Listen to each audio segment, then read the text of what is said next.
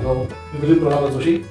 मी plot number 43 villa society या प्लॉटचा मूळ plot holder आहे आणि जिथे आता प्रथमेश अमृत हा मोठा प्रकल्प उभा आहे की जो जाता याचं लक्ष वेधून घेत आहे. हा प्रकल्प जिथे उभा आहे त्या प्लॉटचा मी मूळ मालक आहे आणि आम्ही सुरुवात केली वेगवेगळ्या बिल्डर्सना कॉन्टॅक्ट करण्याचा. तर माझा धाकटा भाऊ जो आहे तो या बाबतीत बराच या क्षेत्रातली माहिती असलेला आहे. त्यामुळे त्यांनी मला वाटतं ॲटलीस्ट 8-10 लोकांकडे कॉन्टॅक्ट केला होता. त्यातनं आम्ही मग प्रथमेश कन्स्ट्रक्शन चंद्र मिटल यांच्या फॉर्मची निवड केली.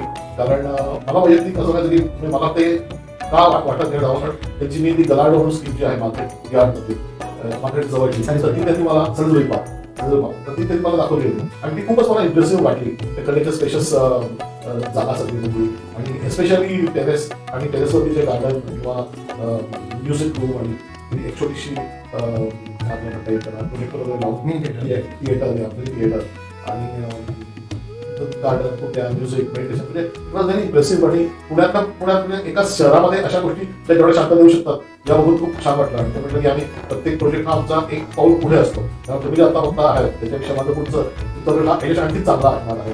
तर त्याच्यामुळे आम्ही निवड केली आणि काम चाललं. जसं काम चाललं तसं अनुभव यायला की त्यांचे खूपच पारदर्शकता त्यांची प्रत्येक कामामध्ये होती. जे काही आहे ते स्पष्ट होतं सगळं. मग ते पटवून न पटवता येईल पण जे काही आहे ते स्पष्ट वक्तेपणा आपण म्हणतो तसा होता सगळं. आणि त्यामुळे एक खूप चांगलं मला वैयक्तिक ही कनेक्टिव्हिटी आवडते. पैसा हा प्रकार माझ्या दृष्टीने असं की घेतो आणि जातो तो किंवा जो येणार असतो तो नक्कीच प्रत्येकाला मिळतो. तेव्हा जर लिहिलेला आपल्या अकाउंटवरती तो कुठेच जात नाही, तो 100% मिळतो आपल्याला.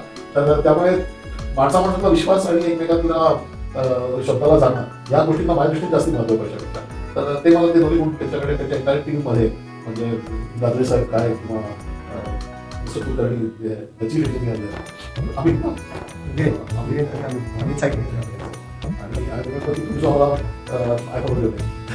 स्मिता आपण ह्याला गेलो होतो मला वाटतं डहाणूकरच्या एका कुठल्या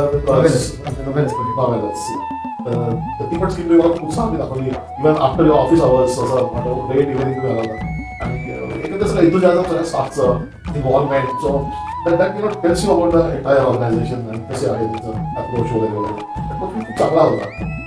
साध्या गोष्टी म्हणजे आता असं मला सांगितलं की आम्ही तुम्हाला कॉलेज लावून दिलेलं आहे जे मला माहीत पण नव्हतं आणि नाव त्यांचं फोन झालं त्याप्रमाणे ते म्हणत होते ऑफर्स लावतो आणि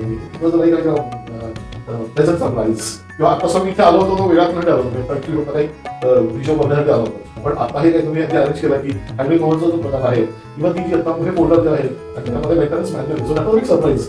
आता पण तुम्ही बऱ्याच ठिकाणी फ्लॅट येते कोकणमध्ये पुण्यामध्येच तो 3 फ्लॅटचं व्यवहारामध्ये पण इतकं सिस्टमॅटिक कोणीच नव्हतं असं. किंवा तुम्ही आता इलेक्ट्रिक बारीक डायग्राम देता ते खूप चांगलं कारण बारीक डायग्राम हा प्रकार असा की नंतर काही मेंटेनन्सला काम आलं की तो एक मोठी डोक्यावरची असते की कुठली वायर कशी ते कळतच नाही.